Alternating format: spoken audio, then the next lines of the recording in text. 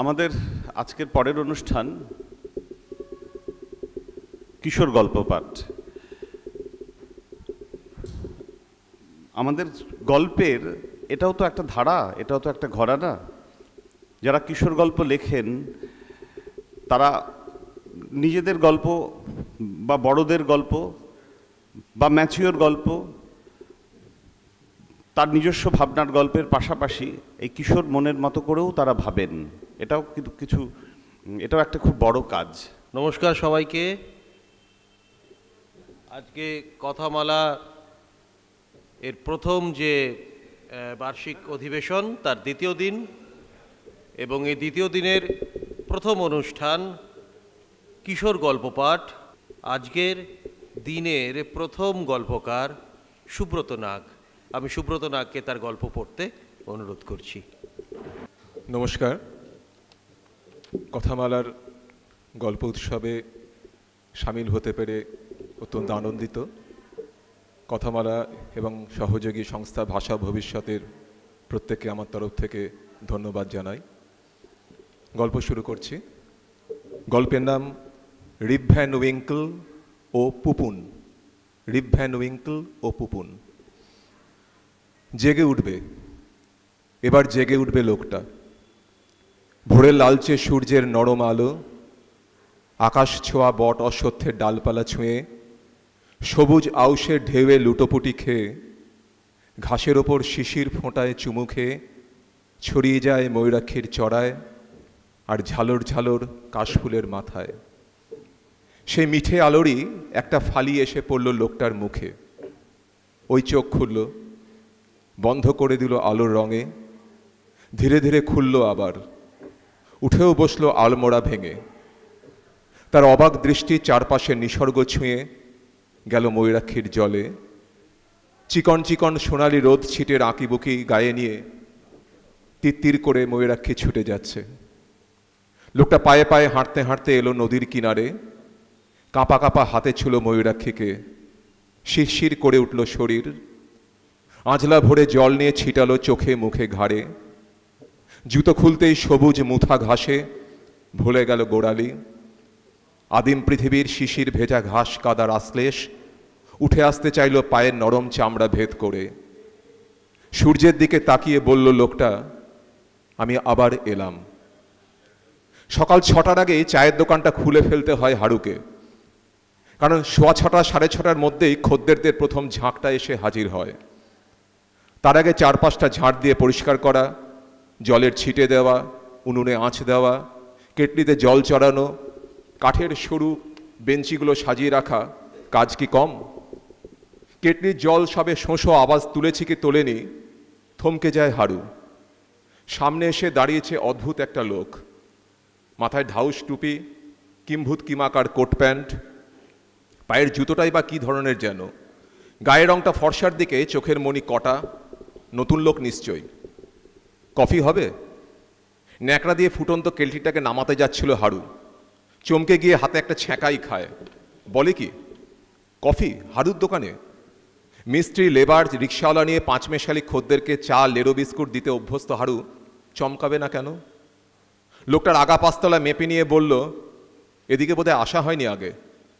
মাথা নাড়ে লোকটা।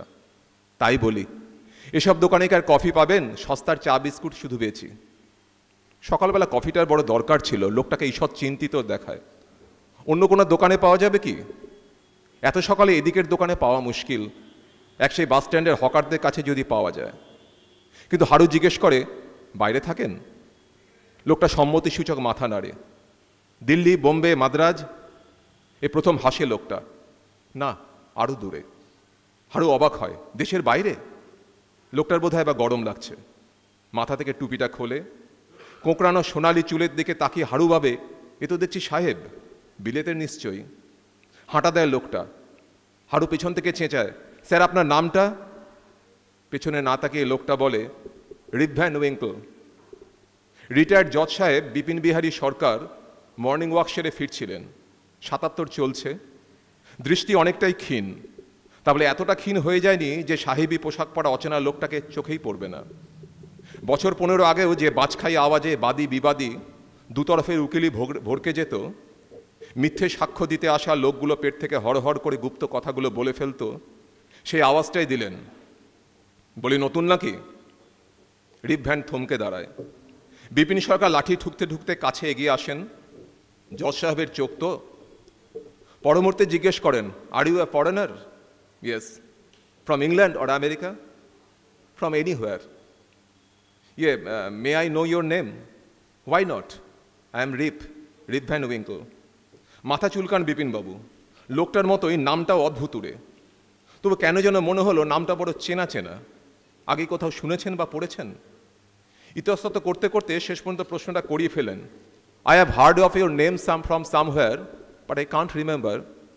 মৃদু হেসে লোকটা বলে, I am a very common name in children's fairy tales. দেখো কাণ্ড, ঠিকই তো। সেই রিপ ভ্যান উইঙ্কল যে কিনা কত বছর ঘুমিয়ে কাটিয়েছিল। ছেলেবেলায় সেই গল্প কতবার পড়েছেন। সাহেবকে জিজ্ঞেস করেন, দেন আর নেমসেক? শুধরে দেয় রিপ van, not really, I am the one and only rib Van winkle. বোঝো, সকালবেলা এমন সাহেব পাগল জুটলো কোত্থেকে? অনেকক্ষণ ভদ্রতা করেছেন, এবার একটু দাবরানি প্রয়োজন। গলা খাঁকড়ে বলেন, ফাজলামি হচ্ছে, বয়সটা খেয়াল আছে? আমার বয়স তো বাড়ে না। নির্বিকার উত্তর রিপ ভ্যানের।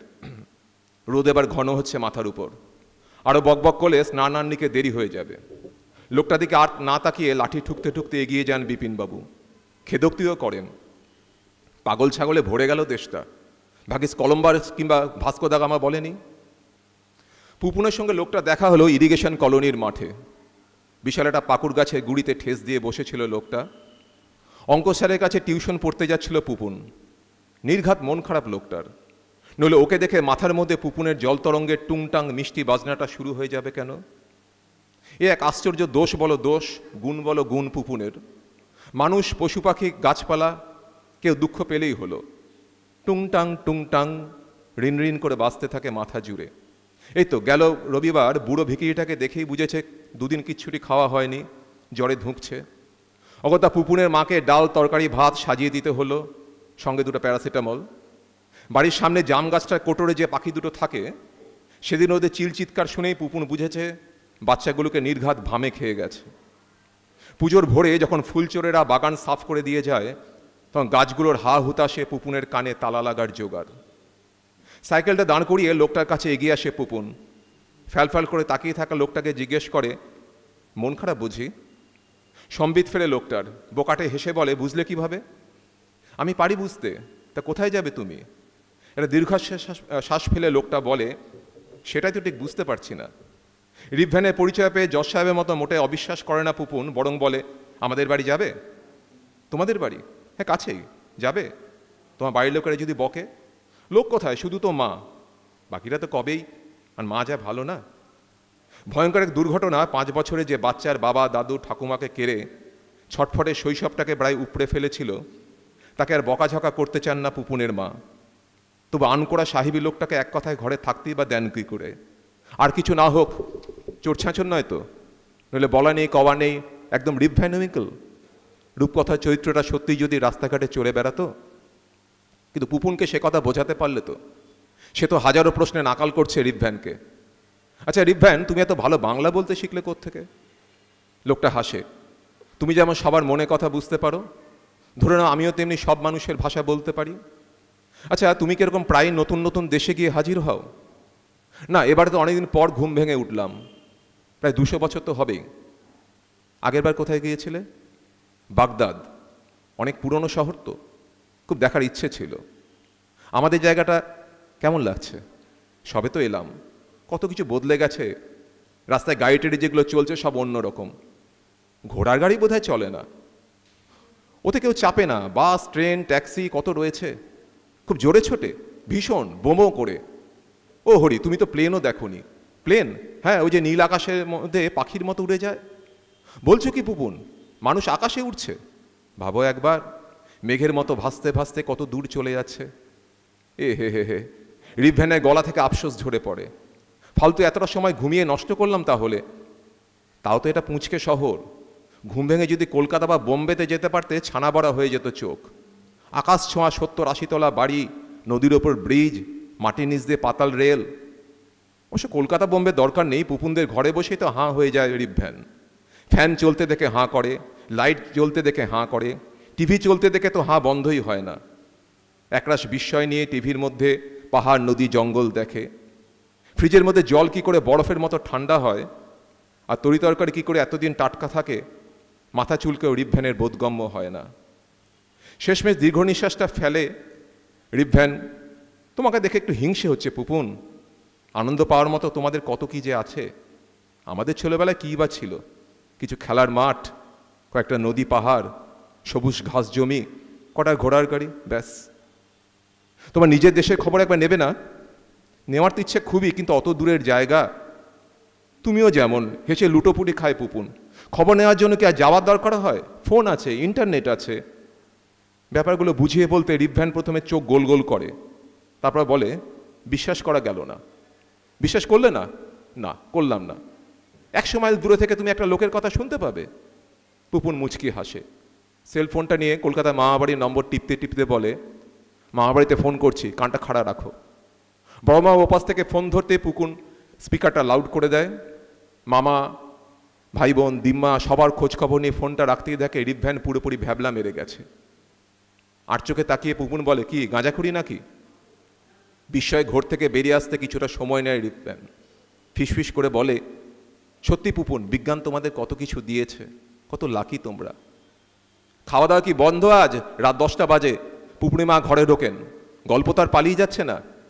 এই যে মশাই, আপনি রিভ্যান হন বা খগেন সেন, যেই হন না কেন, খিদে তেষ্টা তো আছে। Oh I am very sorry madam. রিভ্যানকে স্পষ্টতে অপ্রস্তুত দেখায়। বর্দাকে একটু আগে ফোন করছিলে নাকি রে পুপুন? পুপুন ঘাড় নাড়ে। হ্যাঁ, দিম্মা জ্বর সেরেছে, বুবুইদা মিষ্টিদার শরীর ঠিক আছে। জানো মা, রিভ্যান বলছিল আমরা নাকি খুব লাকি। লাকি নয়, রিভ্যান বলে, ওর বয়সে একটা ছেলে কত আশ্চর্য জিনিস ইউজ করতে পারছে। পৃথিবীটাকে হাতের মুঠোয় চলে এসছে। ভাবুন না, 400 বছর আগে ওর বয়সে একটা ছেলে কি পেয়েছিল, তাই না? আচ্ছা রিভ্যান, আপনি দেওয়ালে টাঙানো 3টে ছবি দেখতে পাচ্ছেন, মালাচন্দন দেওয়া? রিভ্যানের গলায় আন্তরিক দুঃখ ঝরে পড়ে। ইয়েস ম্যাম, পুপুন বলেছে আমাকে, ওর পাপা, গ্র্যান্ডপা আর গ্র্যান্ডমা 3 জন আর নেই। কেন নেই জানেন? পুপুন বলছে কি এটা অ্যাক্সিডেন্ট। রিভ্যান, আপনি বোমা কাকে বলে জানেন? রিভ্যান মাথা চুলকে বলে, ওই যা দুম করে ফাটে, প্রচণ্ড আওয়াজ হয়, সেরকমই তো নাকি? সেটাই, শুধু কান ফাটা আওয়াজই নয়, চোখ ঝলসানো আলোয় থাকে। তারপর আপনি যখন চোখ খুলবেন তখন দেখবেন চারপাশে একটা ধ্বংসস্তূপ, হাঁ হয়ে যাওয়া রাস্তা, দুমড়ে মুচড়ে যাওয়া স্কুটার, অটো, মারুতি, তুবড়ে যাওয়া দোকানের দরজা জানলা, আর ছড়িয়ে ছিটিয়ে রক্ত মাংসের কিছু ডেলা। কোনটার হাত নেই, পা নেই, কোনটার মাথাটা উড়ে গেছে। সেরকম বোমাতেই কি? হ্যাঁ, দিল্লির কনট প্লেসে দেওয়ালির আগের সন্ধ্যায় জমজমাট ভিড়ের বাজারে আনন্দ খুশির উচ্ছ্বাসগুলো যখন বাইরের আলোর মতো রঙিন হয়ে উঠেছে, ঠিক তখনই হঠাৎ 16টা লোক মুহূর্তে লাশ হয়ে গেল। রিভ্যান দেয়ালের দিকে তাকায়। ওরাও কি? যে অটোরিকশাটায় ওরা বসেছিল সেটাই তো বার্স্ট করলো। আর আপনারা? আমি, পুপুন আরও এক মাসি তখনও দোকান থেকে বেরোয়নি, পরমায়ু ছিল। পুপুনে মা কথাটার শেষ করতে পারেন না, মুখে আঁচল দিয়ে অন্যদিকে মুখ ঘুরিয়ে নেন। কথা জোগায় না রিভ্যানের, নিষ্পলক তাকিয়ে থাকে ফটোগুলোর দিকে।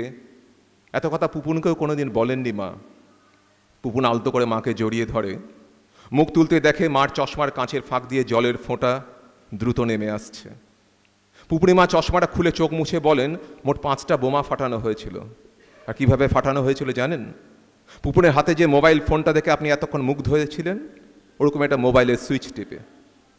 বিড়বিড় করে Rivan, so crude, so brute. So Rivan, Pupuni মা ঘুরে থাকান। এরপরে কি আপনি বলবেন যে পুপুনরা সত্যিই লাকি? সরি ম্যাডাম, 400 বছর আগে একটা বাচ্চাকে অন্তত এভাবে নিশ্চয়ই কিছু হারাতে হতো না, সব কিছু হারাতে হতো না। চোখের কোণগুলো জ্বালা করতে থাকে রিভ্যানের, কান্না নির্ভুল সংকেত টের পায়। পরদিন সকালে উঠে রিভ্যানকে আর দেখতে পায় না পুপুন। এ ঘর সে ঘর, সামনের বাগান, রাস্তা, কোথাও না। ড্রয়িং রুমে ফিরে খবরের কাগজটা হাতে নিয়ে চমকে যায় পুপুন। ওপরের দিকে রিভ্যান লিখেছে, আমি চলে যাচ্ছি পুপুন, পারলে নদীর চড়ায় এসো, আর প্রথম পাতার সেকেন্ড কলামের খবরটা পড়ে নিও। দ্বিতীয় কলমের খবরটা পড়তে শিরশির করে ওঠে পুপুনের শরীর। একটা দামি আইপডের লোভে 14 বছরের একটা কিশোর নৃশংসভাবে তার বন্ধুকে খুন করেছে। ঝড়ের বেগে পুপুনকে সাইকেলে বেরোতে দেখে মা ডাকলেও কানে যায় না পুপুনের। এসো পুপুন। নদীর ধারে দাঁড়িয়ে আছে রিভ্যান, জানতাম তুমি আসবে। তুমি কি চলে যাচ্ছ? এরপরও কি আর থাকা যায়? আবার ঘুমিয়ে পড়বে, কতদিন পর আবার জাগবে। বড় মলিন লাগে রিভ্যানের হাসিটা। আর হয়তো জাগবো না কোনো দিন। না, কি লাভ বলো? পৃথিবী যে এরকম হয়ে গেছে তা তো জানতাম না পুপুন। কিন্তু নতুন পৃথিবীটা যদি সুন্দর হয় তাহলেও জাগবে না। দেখি, এখন আসি পুপুন, ভালো থেকো। ক্লান্ত ময়ূরাক্ষীর বালির চড়ায় উথাল পাথাল হাওয়ায় বড় নিশ্চিন্তে ঘুমোচ্ছে রিভ্যান। শেষবারের মতো সেদিকে তাকালো পুপুন, ঘুমোক। তারপর ফিরে চলল পুরনো পৃথিবীর দিকে। নমস্কার। ধন্যবাদ লেখক সুব্রত নাগকে। কথামালার গল্প উৎসবের দ্বিতীয় দিনে আপনাদের সকলকে স্বাগত। এরপর সুব্রত নাগের গল্প নিয়ে আলোচনা করবেন কান্তিরঞ্জন দে। কথামালা এবং ভাষা ও ভবিষ্যতের আয়োজকদের আমি বিস্মিত মুগ্ধতা জানাচ্ছি। খুব সম্ভবত কথামালা যারা আয়োজন করেছেন তারা জেনে গিয়েছিলেন যে সোমশুভ্র গাঙ্গুলি আজকে সকালবেলায় কি বলবেন প্রারম্ভিক ভাষণে। যে কথাগুলো বললেন তার পরবর্তী অধিবেশনটাই কিশোর সাহিত্য, এটা একটা মাস্টার স্ট্রোক।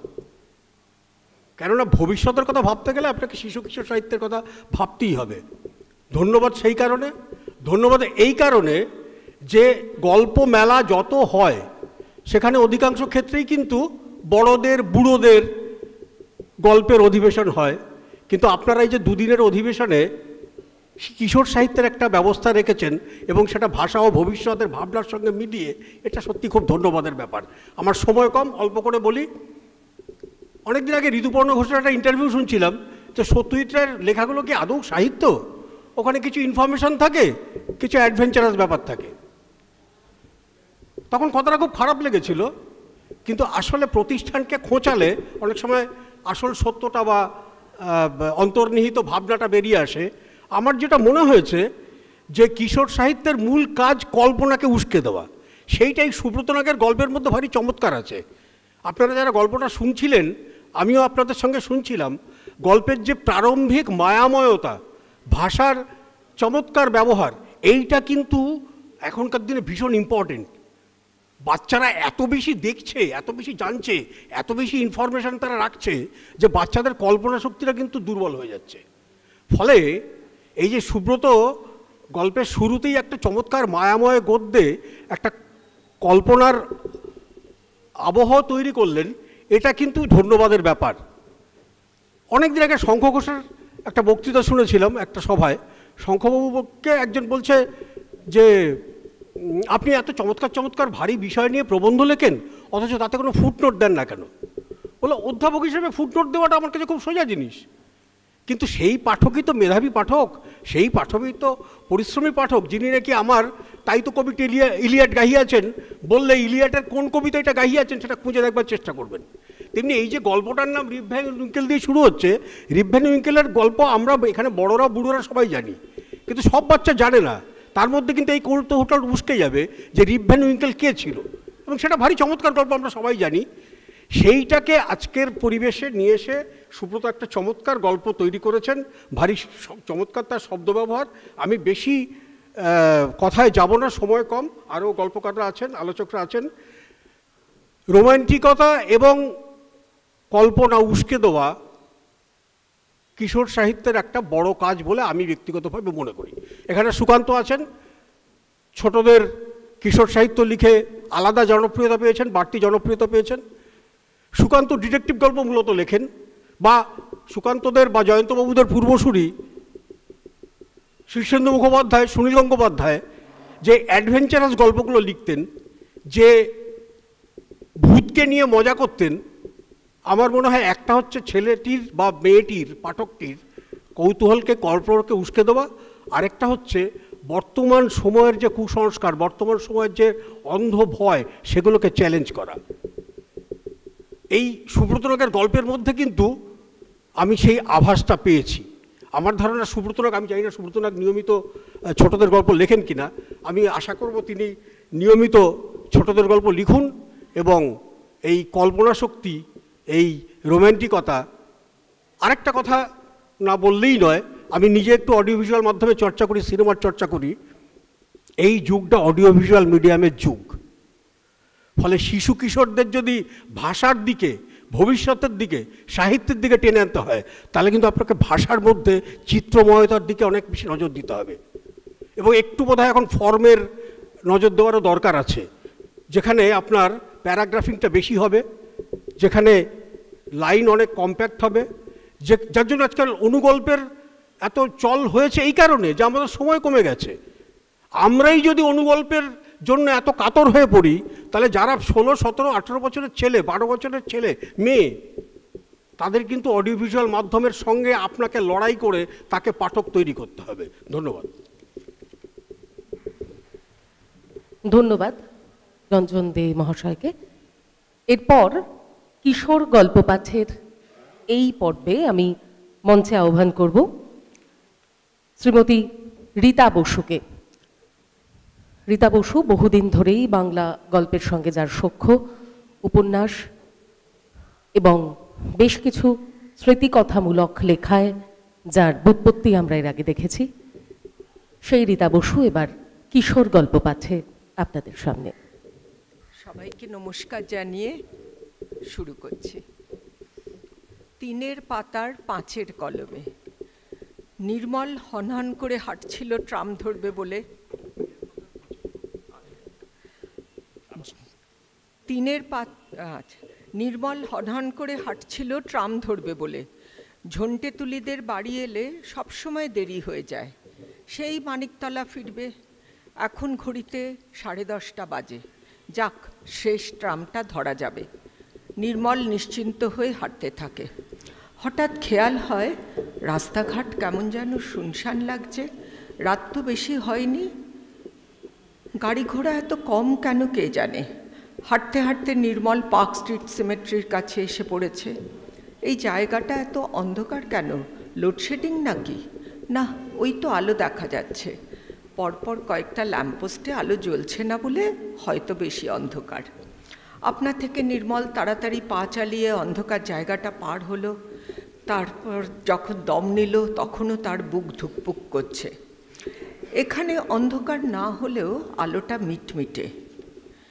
পরীক্ষার পর মুম্বাইয়ে বেড়াতে গিয়ে কলকাতার সঙ্গে প্রথম যে তফাৎটা চোখে পড়েছিল তা হচ্ছে আলো। কত রাত পর্যন্ত যে মুম্বাই শহরটা আলোয় ঝলমল করে তার ঠিক নেই, অথচ এখানে দেখো মাত্র 10:30 বাজতে না বাজতেই শ্মশানের নিস্তব্ধতা। শব্দের কথা ভাবতে গিয়ে আজ তুলিদের বাড়ির আড্ডার কথা মনে পড়ে গেল। পিন্টু মামার সঙ্গে অনেক দিন পরে দেখা হলো। পিন্টু মামা থাকলে বলা বাহুল্য তিনিই মধ্যমণি। পিন্টু মামা জানেন না এমন কোনো বিষয় নেই। প্রচুর অভিজ্ঞতা, তার সঙ্গে অফুরন্ত গল্পের স্টক। আজও যথারীতি নানা বিষয়ের পর পিন্টু মামা শুরু করলেন শব্দ নিয়ে। তার বক্তব্য ছিল, আমাদের চারপাশের এই যে জগৎটা আমরা তৈরি করেছি তা একেবারেই মেকি, সবই মানুষের বানানো। নির্মল প্রতিবাদ করেছিল, মেকি কেন হবে? ভোরবেলা যখন পাখির ডাকে ঘুম ভাঙে, নরম সূর্যের আলো চোখে এসে পড়ে, সেই শব্দ সেই আলো কি মানুষের তৈরি? পিন্টু মামা সব কথাই এত জোরের সঙ্গে বলেন যে অন্তত তখনকার মতো কোনো কথাই অবিশ্বাস্য মনে হয় না। সবাই এমন হাঁ করে শোনে, একা নির্মল আর কত তর্ক করবে। নির্মলের কথার উত্তরে পিন্টু মামা বলেছিলেন, আহা, সব জিনিসই কি মানুষের তৈরি হয়? মানুষ কিছু চেনা গন্ধ ও শব্দের মধ্যে একটা অভ্যস্ত ধারণা গড়ে তোলে। যেমন কিচিরমিচির পাখির ডাক মানে ভোর হচ্ছে, বাস ট্রাম চলতে শুরু করলো মানে অফিস টাইম, সেই রকম নাকে ওষুধের গন্ধ ঢুকলো মানে হাসপাতাল, ফুল সেন্ট মাছের আষ্টে গন্ধ মানে বিয়ে বাড়ি, শ্মশানের আবার আরেক রকম গন্ধ। এই পর্যন্ত একরকম ঠিকঠাক ছিল, কিন্তু এরপরেই পিন্টু মামা যা বলতে শুরু করলেন, নির্মল সেটা না মানতে পারলেও কিভাবে প্রতিবাদ করবে বুঝতে পারল না। পিন্টু মামা বলছিলেন যে শব্দের একটা ভূমিকা আছে। নিজের জীবনে হাড়ে হাড়ে বুঝেছি বলেই না এত কথা বলা, সে যে কি হাড় হিম করা অভিজ্ঞতা। আজ কেন জানি না পিন্টু মামা তার অভ্যেস মতো সেই হাড় হিম করা অভিজ্ঞতার গল্প না বলে আবার শুরু করলেন শব্দ আর নিস্তব্ধতা নিয়ে বক্তৃতা। দুটো জায়গা দেখবি অপেক্ষাকৃত শব্দহীন, একটা হচ্ছে দেবালয়, অন্যটা হলো শ্মশান।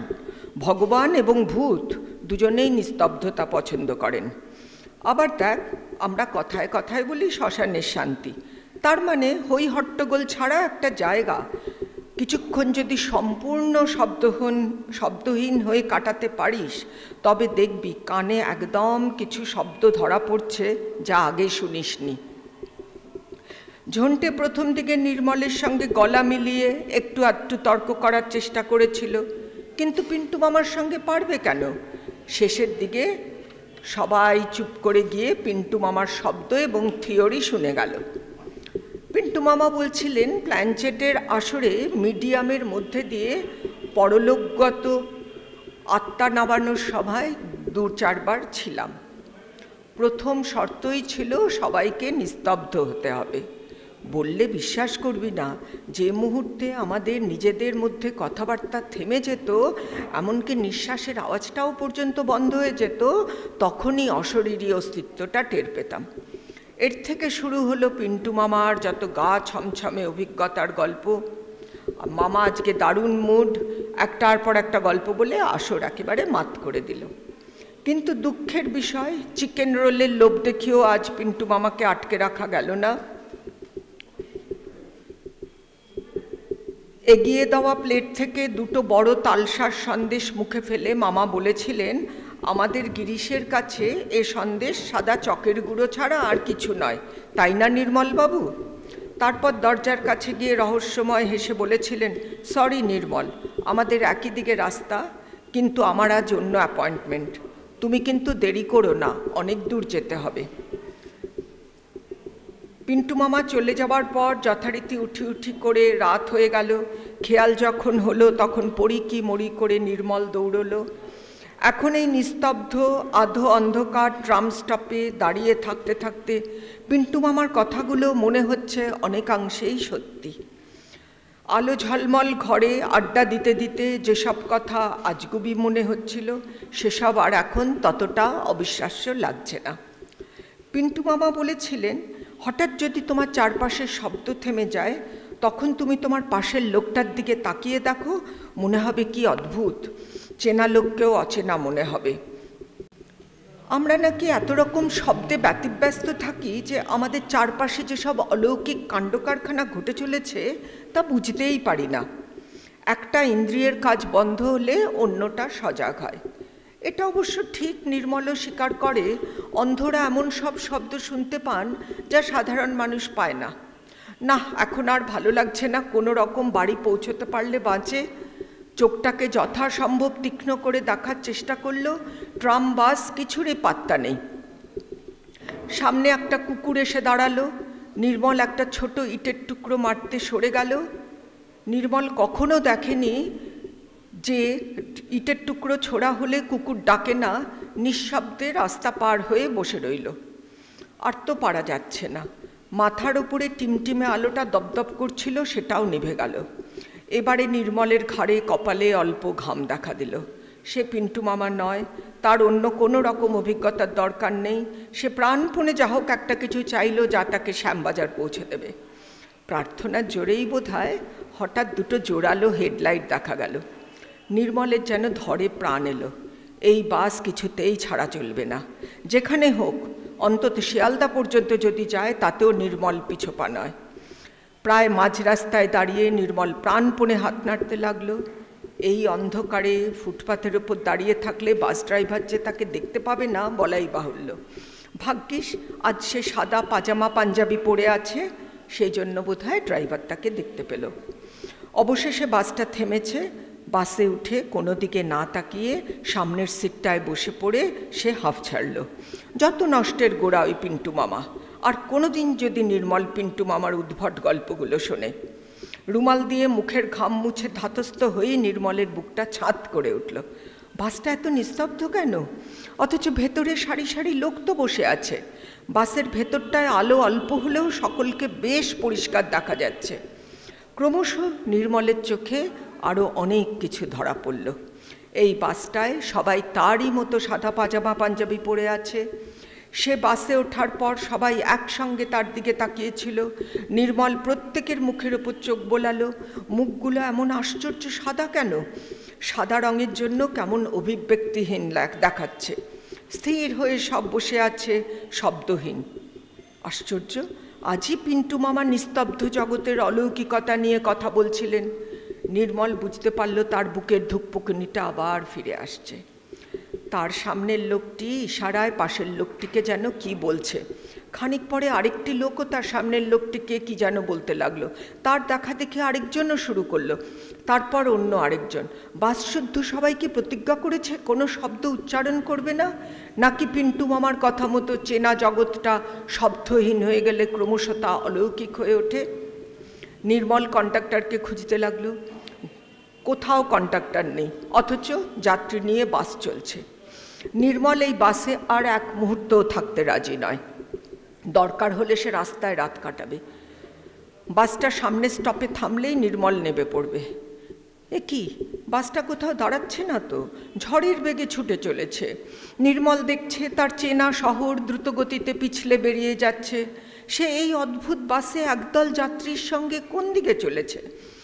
নির্মল উঠে দাঁড়ানোয় সবাই মিলে আবার তার দিকে শব্দহীন দৃষ্টি মেলে তাকিয়েছিল। প্রতিদিন এই শহরের গাড়ি ঘোড়ার যানজটের জন্য সে কত বিরক্ত হয়েছে। মিছিলের জন্য আটকে থাকতে থাকতে কত গালাগাল করেছে। আজ মনে হচ্ছে ওই রকম কোনো কারণের জন্য যদি বাসটা দাঁড়িয়ে যেত। তারপর কিন্তু প্রায় মাঝরাতে কলকাতায় কোথায় সেসব? নির্মলের সমস্ত শরীর অবশ হয়ে গেল, হাত পা যেন লোহার মতো ভারী। পিন্টু মামার কথাগুলো যে অক্ষরে অক্ষরে সত্যি, আজ ঠিক মৃত্যুর আগে নির্মল তা বুঝতে পারল। বাসের জানালায় মাথা রেখে নির্মল বুঝতে পারল তার চোখের সামনে চেনা কলকাতা আস্তে আস্তে মুছে যাচ্ছে, তারপর শুধুই গাঢ় অন্ধকার। নির্মলের জ্ঞান হলো কার ঠেলাঠেলিতে। কে যেন কত দূর থেকে তার দিকে তাকিয়ে আছে। চোখ মেলেও নির্মলের যেন বিশ্বাস হচ্ছে না সে বেঁচে আছে। লোকটি যেন তাকে কি বলছে, কিন্তু কানে কোনো শব্দ ঢুকছে না কেন? বাসটা যে থেমে আছে তা বুঝতে নির্মলের ঠিক 1 মিনিট লাগলো। তারপর সামনের লোকটাকে হতভম্ব করে এক ধাক্কা দিয়ে সরিয়ে বাস থেকে লাফিয়ে পড়ে সে দৌড় লাগালো। কিভাবে যে নির্মল সেদিন নিজের বাড়ি পৌঁছলো তা সে বলতে পারবে না।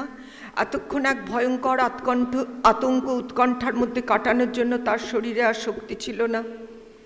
বিছানায় গিয়ে কোনো রকমে শুয়ে পড়ল, তারপরে আর কিছু মনে নেই। ভোরবেলা রাস্তার টিউবওয়েলের আওয়াজে নির্মলের ঘুম ভাঙল। জল নিতে এসে লোকজনের চেঁচামেচি অন্যদিন যা অত্যন্ত বিরক্তিকর লাগে, আজ তার কানে সেসব খুবই মধুর ঠেকল। গত রাত্রিরের বিভীষিকা এখনও তাকে তাড়া করে বেড়াচ্ছে। চায়ের কাপ হাতে খবরের কাগজে মন দেওয়ার চেষ্টা করল নির্মল। সবই আজে বাজে খবর। বিরক্তিতে কাগজটা ভাঁজ করতে গিয়েও 3 পাতার 5 কলমে এই ছোট্ট খবর দেখে সে চমকে উঠল। অন্য কারো কাছে এই খবরের কোনো গুরুত্ব না থাকলেও নির্মল অন্তত 5 বার খবরটায় চোখ বোলালো। খবরটা হলো ডেফ অ্যান্ড ডাম স্কুলের ছেলেরা গতকাল বন্যার্তদের জন্য অনুষ্ঠান করে 10,000 টাকা রাজ্যপালের হাতে তুলে দেয়। অনুষ্ঠান শেষে সরকারি ব্যবস্থাপনায় তাদের ফিরে আসবার কথা ছিল, কিন্তু কি গোলযোগে তা সম্ভব হয়নি। শেষে একটু বেশি রাতে বেসরকারি উদ্যোগে একটি বিশেষ বাসে ছেলেরা তাদের আবাসনে ফিরে আসে। কর্তৃপক্ষ সেই জন্য কাগজ মারফত তাদের কৃতজ্ঞতা প্রকাশ করেছেন।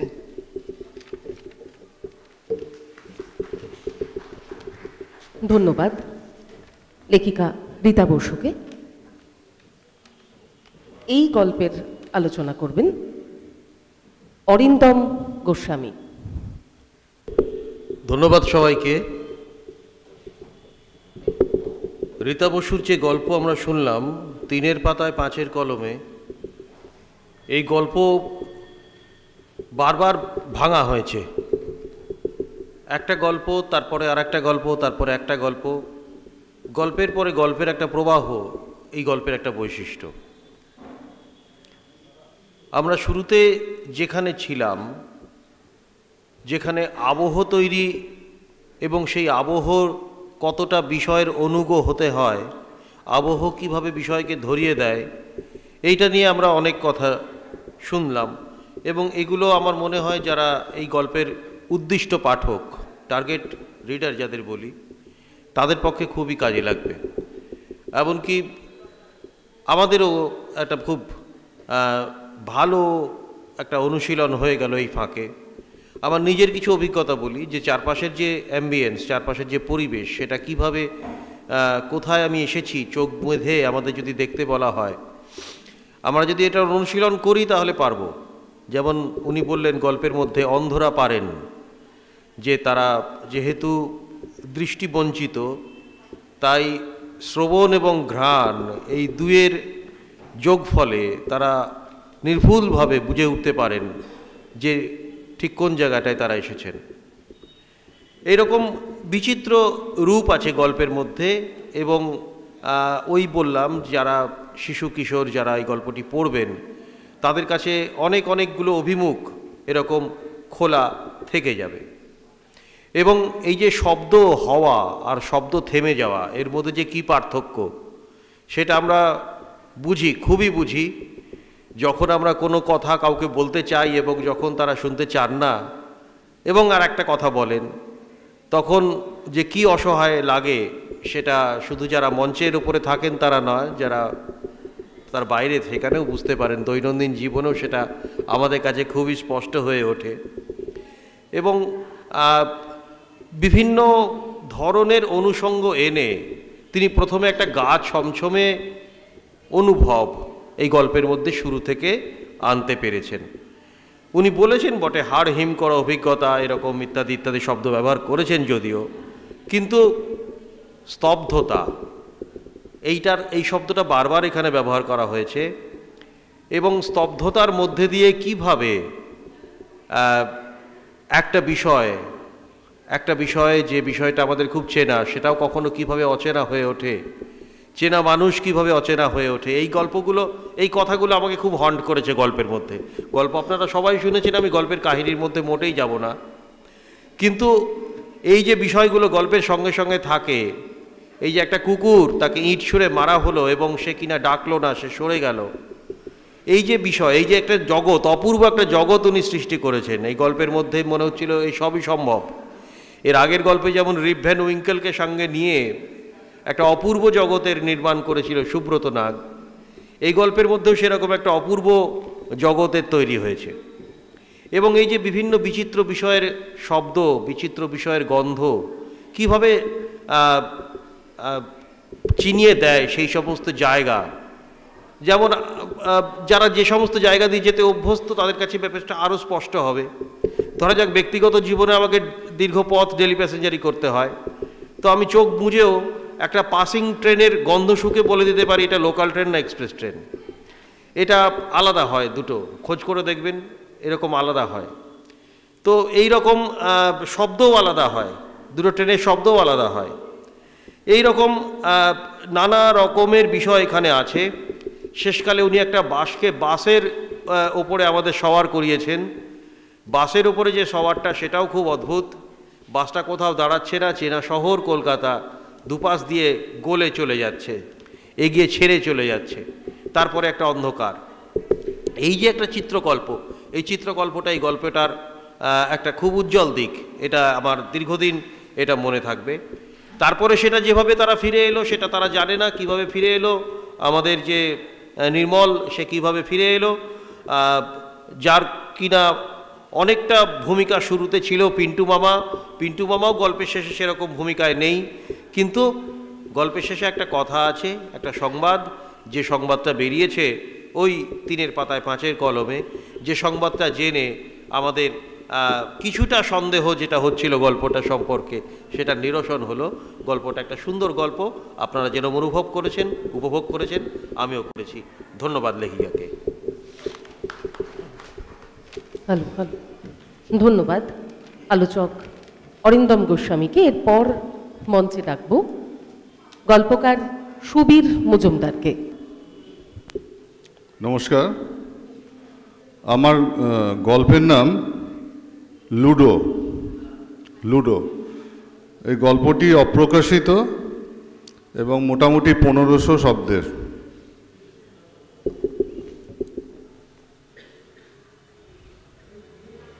সুবিধামতো জায়গায় গাড়িটাকে পার্ক করিয়ে সিট বেল্ট খুলে রুমকি ওর ছেলে পোপকে বলল, তুই চলে আয়, লুডো গাড়িতে থাকুক।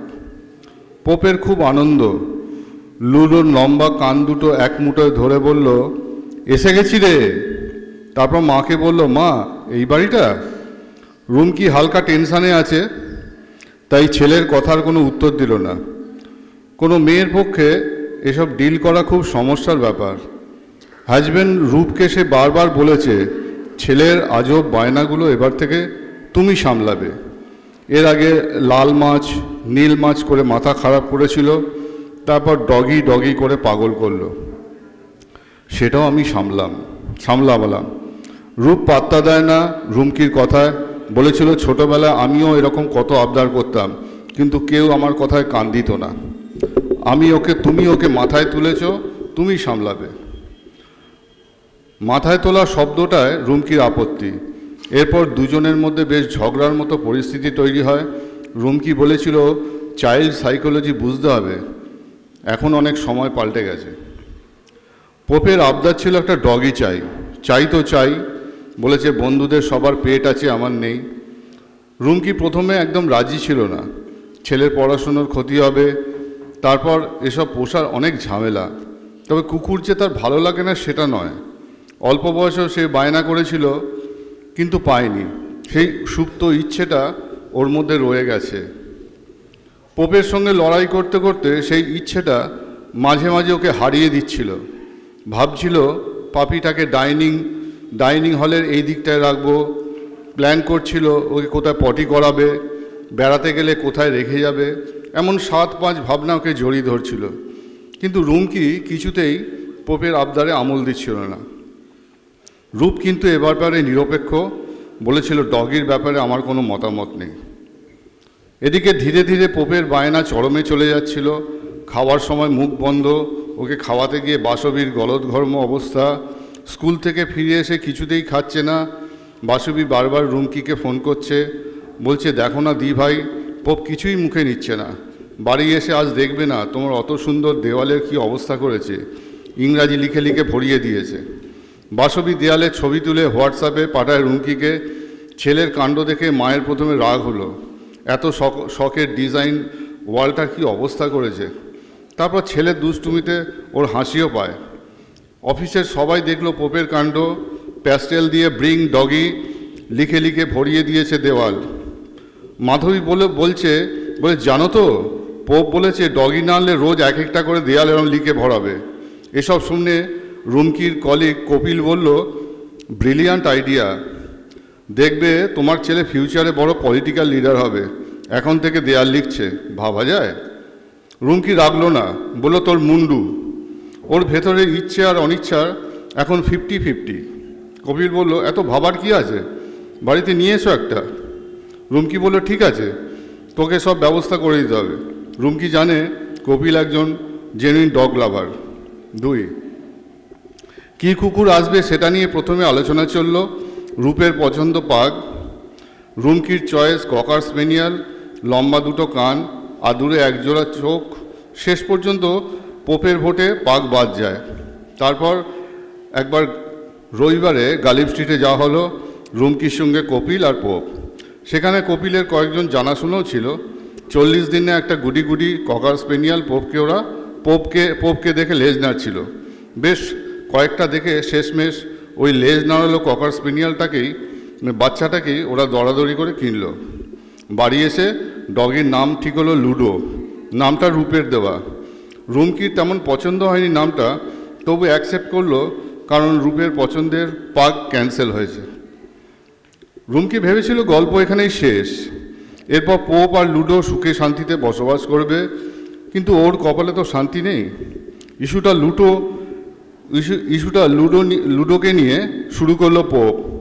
ও জানে রূপকে এসব বলে কোনো লাভ নেই। ব্যাপারটা শুনে কপিল চোখ বড় বড় করে বলল, অ্যামেজিং, ভাবা যায় এইটুকু বাচ্চা এরকম ভাবছে। কথাটা শুনে রুমকির বুকটা কিন্তু গর্বে ভরে যায়। তবে ও জানে এই এপিসোডেও বিস্তর ঝক্কি। কবির বলেও চিন্তা করো না, আমি সব ব্যবস্থা করে দেবো। এক রোববার পোপ আর তার 2 মাসের লুডোকে নিয়ে রুমকি নিজেই বেরিয়ে পড়লো গন্তব্যের দিকে। নাম ঠিকানা সব কপিল জোগাড় করে দিয়েছে, মোবাইল নাম্বারটা বলছে ইনভ্যালিড 3। লুডো এখন পোপের টি শার্টের ভেতরে, জামার গলা দিয়ে মুখটা বার করে সে রুমকিকে দেখছে। পোপ বলল, আমি ওকেও নিয়ে যাব। রুমকি বেশ বিরক্ত, যা বলছি সেটা কর। নিজের লক্ষ্য পূরণ হচ্ছে দেখে পোপ মায়ের কথা শুনল। টিপিক্যাল উত্তর কলকাতার বনেদি বাড়িটার সামনে লম্বা রোয়াক, সেখানে কয়েকটা নেড়ি শুয়ে বসে সময় কাটাচ্ছে। রুমকি এক হাতে পোপকে ধরে দরজার সামনে এসে দাঁড়ালো, বেল টিপল। পোপ কুকুরগুলোকে দেখছিল। মা, এরা কি সবাই ফ্রেন্ড? পোপের কথা শোনার ওর সময় নেই, ও অপেক্ষা করছে কে এসে দরজা খুলবে, কিভাবে নেবে ব্যাপারটা। বাড়িটা বেশ নিস্তব্ধ। আরেকবার বেল বাজাবে কিনা ভাবছিল। দোতলার ব্যালকনি থেকে একজন মহিলার গলা, কে? রুমকি একটু গলা উঁচিয়ে বলল, এটা কি সুন্দরবাবুর বাড়ি? মহিলা একটু ঝুঁকলেন, প্রৌঢ়া বললেন, হ্যাঁ। রুমকি বলল, আমার ছেলের ব্যাপারে এসছিলাম, কাইন্ডলি একটু নিচে আসবেন? ওপর থেকে ভদ্রমহিলা রুমকিকে একটু পর্যবেক্ষণ করে বিড়বিড় করে কী যেন বলল, সম্ভবত বিরক্তিই প্রকাশ করলো। তারপর বলল, আসছি, দাঁড়ান। মিনিট 5 পর রুমকির সামনের দরজাটা খুলে গেল। ভেতর থেকে এলো কুকুরের ডাক। রুমকি বুঝতে পারলো এটা ককার স্পেনিয়াল। তাহলে ঠিক জায়গায় ওরা এসছে। বলুন। রুমকির কর্পোরেট চেহারায় ভদ্রমহিলা একটু বিগলিত। রুমকি বলল, আপনাকে ডিস্টার্ব করলাম। আমার নাম রুমকি, এটা আমার ছেলে পোপ। পোপের কোনো ভ্রুক্ষেপ নেই। ও নেড়িগুলোকে দেখি বলল, মা, 1 ব্ল্যাক 2 ইয়েলোজ, আর ওটার কালারটা কি? রুমকি ভদ্রমহিলাকে বললেন, এর জ্বালায় আপনার কাছে এসছি, কাইন্ডলি যদি ... আরে না না, কি সুন্দর বাচ্চা আপনার, বলুন কি হেল্প করতে পারি? রুমকি একটু ইতস্তত করে বলল, একটু বসে কথাটা বললে ভালো হয়। হ্যাঁ, আসুন ভেতরে, বলে উনি ভেতরে নিয়ে গেলেন। রুমকি ওনাকে ফলো করতে যাবে, কিন্তু পোপ খুঁটি গেড়ে দাঁড়িয়ে আছে। বলো না মা, ওটার কালার কি? রাগ চেপে মুখটা কম ফাঁক করে রুমকি বলল, ভেতরে চলো। রেগে গেলে ওর তুইটা তুমি হয়ে যায়। একতলা একটা ঘরে ওদের বসিয়ে ফ্যান চালিয়ে ভদ্রমহিলা নিজেও বসলেন। বললেন, কুকুরের ব্যাপারে এসছেন? তবে সব কটা বাচ্চা বিক্রি হয়ে গেছে। রুমকি বলল, না না, ডগি আমাদের আছে, ককার স্পেনিয়াল। ভদ্রমহিলা মা আর ছেলের এখানে আসার কারণটা হাতড়াচ্ছে। বললেন, আমার ছেলে তো এখন বাড়ি নেই, ওর সঙ্গে কথা বলিয়ে দেবো। যে ঘরে ওরা বসে আছে সেই ঘরটা রাস্তার ধারে। ককার স্পেনিয়ালটা দোতলা থেকে ডাকছে। পোপ খোলা জানলায় দাঁড়িয়ে বাইরের রোয়াকে নেড়িগুলোকে দেখছিল। ভদ্রমহিলা একটা স্নেহের হাসি ছড়িয়ে মাঝে মাঝে পোপকে দেখছে। ওখান থেকে সে মাকে বলল, মা, বুঝতে পেরেছি, ওই ডগিটার কালার ফক্সের মতো। তাহলে কি এটাকে ফক্স কালার বলবো? রুমকি বলল, দেখেছেন তো, এত জ্বালায় কি বলবো, সব সময় প্রশ্ন আর প্রশ্ন। মহিলা বললেন, ভালো তো। কথা বলতে বলতে দুজনের মানসিক দূরত্ব অনেক কমে এসছে। রুমকি এবার বিষয় এলো। গালিব স্ট্রিট থেকে আমাদের একটা বাচ্চা ডগি কেনা হয়েছে। ওখানে হুমায়ুন বলে একজন সেলার আছে, ওনার থেকে আমরা কিনেছি এই কুকুরটা। ভদ্রমহিলা রুমকির মুখের কথা কেড়ে নিয়ে বলল, ককার স্পেনিয়ালের 7টা বাচ্চা হয়েছিল, হুমায়ুন ভাইকে তো আমরা 4টে বাচ্চা দিয়েছিলাম বিক্রি করার জন্য। রুমকি বলল, সেই জন্যই তো এসছি, আপনাদের একটা বাচ্চা হাত ঘুরে আমাদের বাড়িতে। ভদ্রমহিলা এখনও রুমকির কথা, তাদের এখানে আসার কোনো সূত্র খুঁজে পাচ্ছে না। হতে পারে এই বাড়ি থেকে কুকুরের বাচ্চা ওনারা কিনেছেন অন্য কারুর থেকে, তাতে আসার কারণটা কি সেটাই উনি বুঝে উঠতে পারছেন না। আর বলবেন না ম্যাম। রুমকি এবার এখানে আসার আসল কারণটা বলতে যাচ্ছিল। আমার নাম সুভদ্রা, ভদ্রমহিলা বললেন। রুমকি হাসলো, তারপর বলল, যখন ওকে আনা হয়েছিল তখন ওর বয়স 40 দিন। পোপ এবার মায়ের পাশে এসে বসেছে। রুমকির কানের কাছে মুখটা নিয়ে গিয়ে ফিস ফিস করে বলল, ওই যে ডাকছে, ওইটা কি লুডোর মা? কথাটা মাঝে কেটে দেওয়ার জন্য রুমকি ছেলের দিকে তাকালো। ভদ্রমহিলা বলল, হ্যাঁ বাবা, ঠিক বলেছ। আপনাকে দিদি বলছি। রুমকি ইতস্তত করছে। হ্যাঁ বলুন, হেসে বলল সুভদ্রা।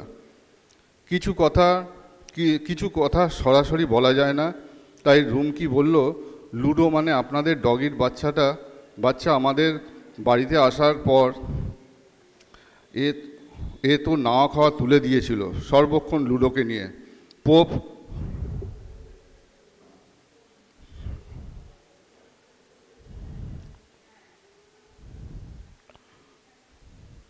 রুমকি ওকে ভেতরে আসার জন্য বলল। ভূতটি বলে, হ্যাঁ বাবা দেখাবো। পোপ আবার মায়ের পাশে এসে বসলো। রুমকি বলতে শুরু করলো, কয়েকদিন পর ছেলের হঠাৎ মনে হলো লুডোর কষ্ট হচ্ছে তার মায়ের জন্য। কি বললো জানেন? বলল, আমি তো তোমাকে ছেড়ে থাকতে পারি না। তাহলে লুডো কি করে থাকবে? সুভদ্রা 2 হাত দিয়ে নিজের মুখ ঢেকে বলল, ও মা কি মিষ্টি আপনার বাচ্চা। না মিষ্টি ফিষ্টি নয়, সেই শুরু। তারপর যা জ্বালাতে শুরু করলো আপনাকে কি বলবো, তা না হলে আপনাকে এত দূরে এসে বিরক্ত করতে আসি। সুভদ্রা আপত্তি করে রুমকির কথায়। এ কি বলছেন? এসে একদম ঠিক করেছেন। রুমকি বলল, দিদি লুডোকে আমি গাড়িতে রেখে এসেছি, ওকে তাহলে নিয়ে আসি? সুভদ্রা হেসে বললেন, হ্যাঁ নিয়ে আসুন। 4 লুডোর মা লুডোকে একটানা চেটে যাচ্ছে, আর লুডো চেষ্টা করছে ওর মায়ের দুধ খাওয়ার।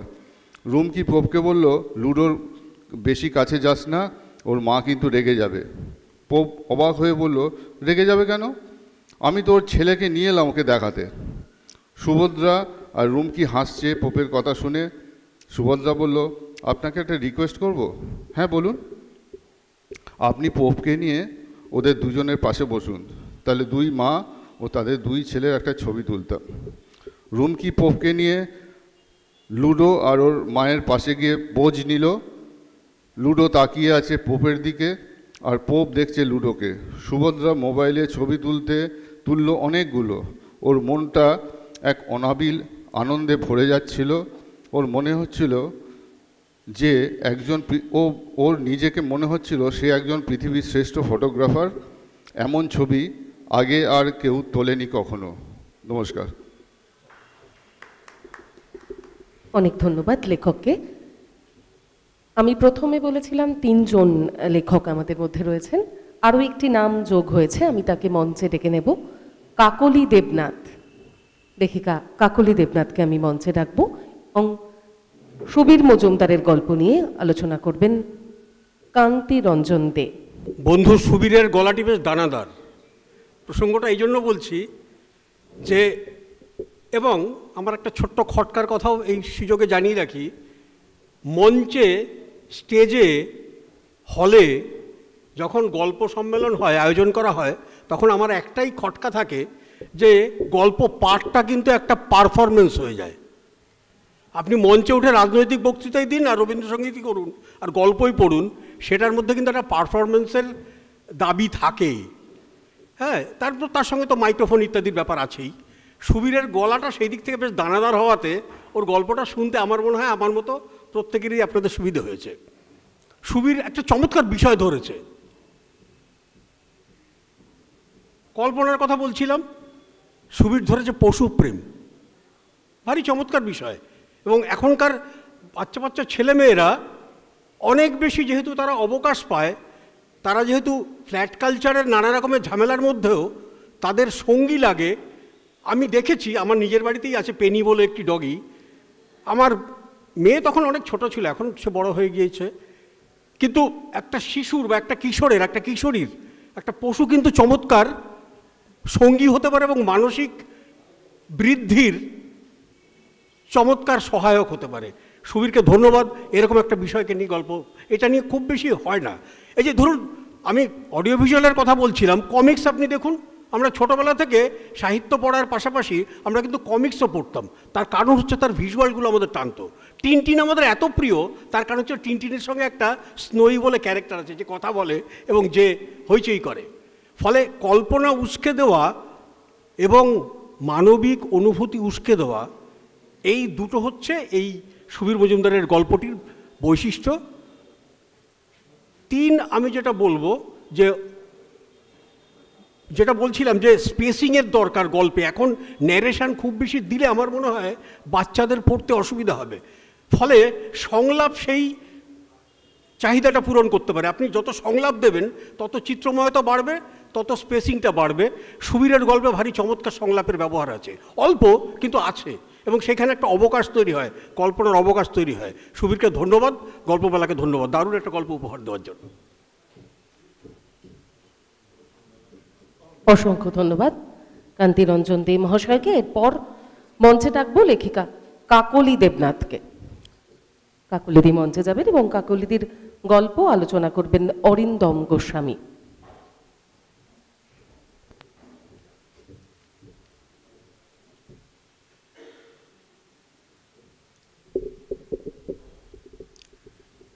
সকলকে নমস্কার। কথামালাকে অনেক ধন্যবাদ এবং কৃতজ্ঞতা। আমার গল্পের নাম এক যে ছিল পিসি। আমার একজন পিসি ছিল, বুড়ি পিসি। নামে বুড়ি হলেও বয়সে কিশোরী। পাড়াতুতো পিসি, না পাড়াতুতো পিসি না লতায় পাতায় পিসি তা আমার জানা নেই। তবে আমাদের বাগানের লাউ গাছের লতা তাদের বাগানের ডালিম গাছকে জড়িয়ে ধরত, আর তাদের আম গাছের পাতা আমাদের বাগানে ঝরে পড়ত। এ নিয়ে দুবারের দুই ঠাকুমার কোমর বেঁধে ঝগড়াও করত।